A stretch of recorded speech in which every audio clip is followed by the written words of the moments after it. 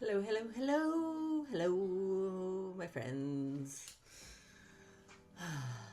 Welcome if you're new here. Welcome back if you're returning. Good morning, good afternoon, and good evening. I am very tired, even though I managed to get myself to bed at a decent time last night. I think I was in bed by 7:30. But I had a hard time winding down for some reason. And then Trooper-san wanted to go out at 1:26 a.m. And then I had a really hard time getting back to sleep. And it never helps when it's like kind of a short amount of time before I have to get up. Like I can't nap for this reason, or I can't nap properly for this reason. I can't do power naps because I would have to set an alarm for like 20 minutes, and if I know the alarm is going off in 20 minutes, I lay there thinking about how the alarm is going to go off in 20 minutes. Like I cannot just shut down knowing the alarm is going to go off in 20 minutes. One place I can nap is on the bus because that is a limited amount of time and my body knows where my stop is. And it wakes me up like 3 stops before my stop. It's like pretty much the only place I can take a short nap. If I don't set an alarm for a nap, I tend to sleep for like 2.5 to 4 hours, and then I wake up with a headache and feeling groggy and awful. I feel worse than I did before I took the nap. So naps aren't very good for me. At least at this stage in my life. I have a feeling that once I'm not working, that may be different. We'll see. We'll have to do some experiments because I will have all the time in the world to do them. Yay! But anyway, so knowing that my alarm was going to go off in an hour and a half made it even harder to get back to sleep. But I did get some more sleep. But then when I was doing my breath work with Sandy, after hitting snooze twice, as is my custom, I fell asleep several times during the Breathe with Sandy exercise. But that's okay. That's okay. I think it was still good for me.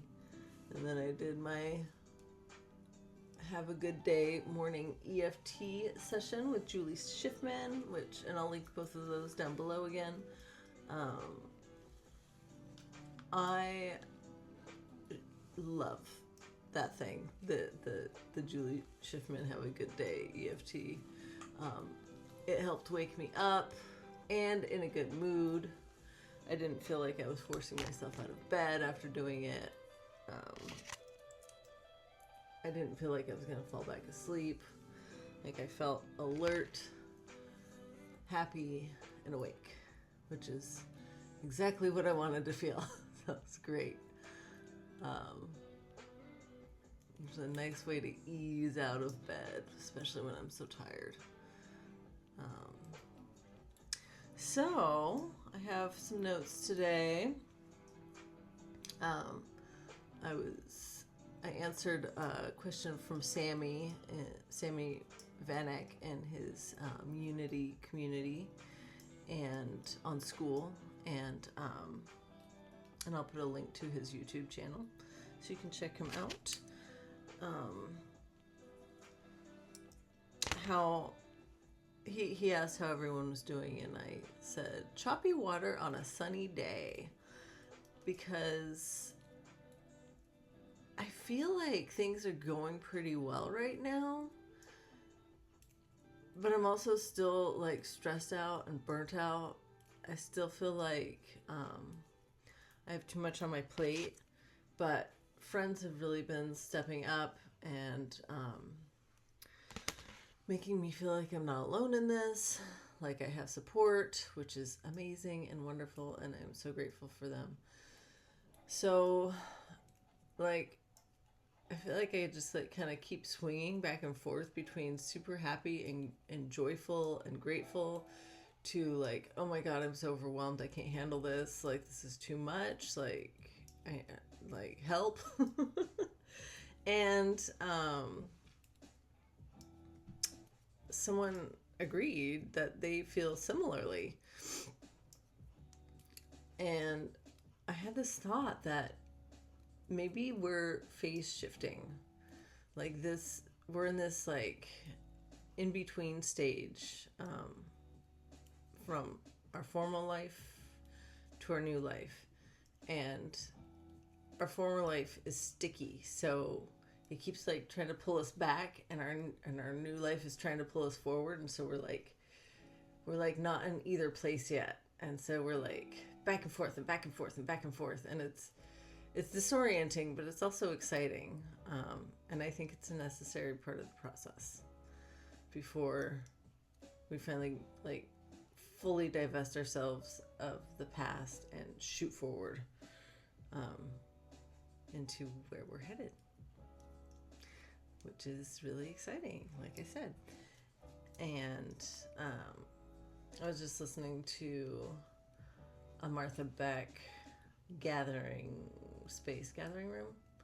I don't know. She has two things that she puts on her YouTube channel. One is called The Gathering Room or The Gathering Space, I think, and the other is called Bewildered, and it's her podcast that she does with her partner Ro. And I love both, and I was listening to a Gathering Space one this morning while I checked on the chicken and fed the dog and folded some laundry. And she was talking about how when we yearn for something, Spirit hears us, and there are only two possible answers, and one of them is yes, and one of them is no, I'll give you something better. And I don't know if I believe that yet, but I love it. I would love for that to be true. And I yearn for freedom and joy and wildness and the ability to explore my whims and to just listen to what my body wants to do, and to have the ability to be creative on my own terms. I have this book called Make Art That Sells, and I want to burn it.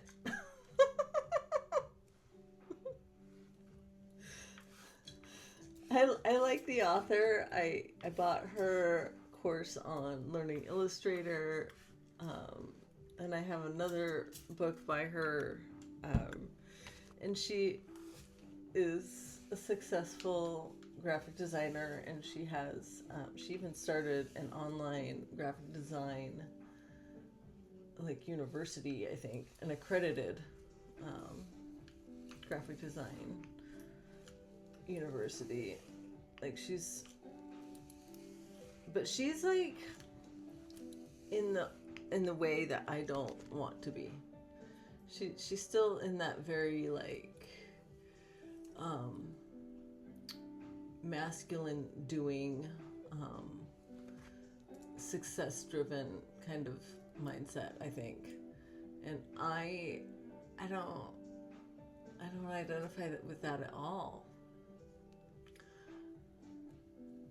I want to make the art that I want to make, whether it sells or not. And that was another thing on the Martha Beck episode I listened to last night, the Bewildered episode that she did with Ro, and I'll link that down below too. I'm pretty sure I saved it. I think I saved it to link to. Anyway, she was talking about how for, up until the Industrial Revolution, people hunted and gathered, and they wove baskets, they sewed, they did all kinds of creative things, and things that we now do to calm our nervous system, because we actually evolved to do these things. And people were doing that just fine before the introduction of money. People lived for a majority of human history without working jobs and with spending a lot more time doing things that we find enjoyable, that we do as hobbies now. And I want to get back to that lifestyle. I know it's a lot harder now because the powers that be don't want us to do that, because then they don't have power over us. But I am going to figure out a way, God damn it. Like, I have not liked the way things are run since I was a child. I have tried so hard my whole life to make it work for me, and it just doesn't. And I'm sick of it. And that brings me to something that Martha said this morning in the gathering room episode about how she keeps meeting people who have this identity and suddenly they can't do it anymore. Like the really hard worker who, even if they like got fired and deposited like into the wilderness, they would like go collect chestnuts and roast them and sell them. like they would find a way to be hardworking, but now all of a sudden that person just doesn't have any motivation to be hardworking anymore.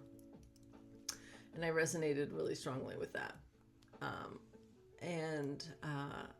She knows an actor who is in her 40s, and she has been like striving to be a successful actor her entire life, basically.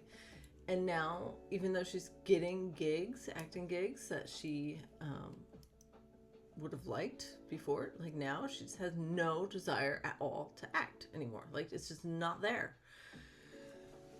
And Martha was talking about how she thinks it's like the hero's journey, where you have to let go of your old identity to become your new identity. And I think that is definitely happening to me. Like, my identity was the intelligent, independent, self-sufficient woman who could take care of herself and earn the money that she needed, and do everything herself. Like, she could do everything she couldn't pay someone else to do. And my body just won't do it anymore. Not like it's not like I'm hurt. It just, like, I start crying. Like, if I try to do something that my body doesn't want to do, I just start crying. Like, no, I can't do it. And at first it was just so frustrating. It was like, and scary too. Like, how am I going to survive if I can't keep taking care of myself? I don't have anyone else to take care of me. And it's still a little scary, but now I feel like the universe, spirit, will support me. I feel like it's nudging me in this direction. Like, right, you did that enough. Enough is enough. It's time to release that identity. And like, give the oars to me and just relax. So we'll see where this river goes. I'm curious. Ooh, I almost forgot. Oh, and another thing, I can't remember if I've mentioned this already, maybe not. Martha in the Bewildered episode last night was talking about how creativity reduces anxiety and helps our brain shift into the creative problem-solving mindset instead of like the perfectionistic controlling problem-solving mindset. And I suddenly felt inspired to draw outside of a meeting for the first time in, I don't know, at least a month, I think. Funnily enough, though, I did do the same thing I've been doing in my meetings, making these herringbones, and I am enjoying putting structure over this angry mess that I drew during a meltdown. And I think I might put more layers on top of it that are less structured. We'll see. I don't know. But I'm so glad that Martha inspired me to get creative again. It felt really, really good.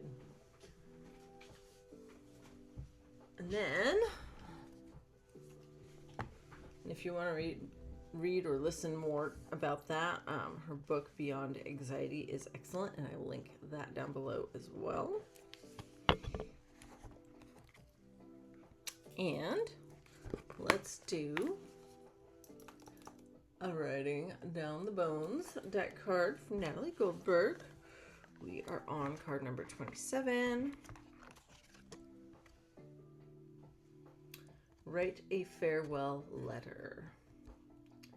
And on the back, this can be to a spouse who died, a brother, a parent, a friend, to someone who didn't die, a farewell to alcohol, to a place you lived and are leaving, to cigarettes or a bad relationship, to your old self. Yeah, this ties right in with what we were just talking about. The possibilities are endless. To sickness, cancer, a bad knee. Give yourself time with this one. It can be done many times throughout your writing life. What is so good about a letter is you have a built-in audience, someone or something you are automatically addressing. Some entity you imagine will read it. Sure, things like cake, a Coke, winter, or an old house will listen in their way. Remember, in one worldview, they are all sentient beings. But person to person in a letter is a fine thing and will help direct the mind. I think I would like to write a letter to my masculine, perfectionistic, striving, hardworking self. Say, you know what? Thank you so much for all you've done to get me to where I am. I think it's time to try a different way. A more relaxed way. Yes. All right. I think that's all I've got for you today. I love you so much. May you be happy. May you be healthy. May you be wealthy. May you feel at ease, and may you love and accept yourself exactly as you are right in this very moment today. Okay? I will see you tomorrow. Bye-bye.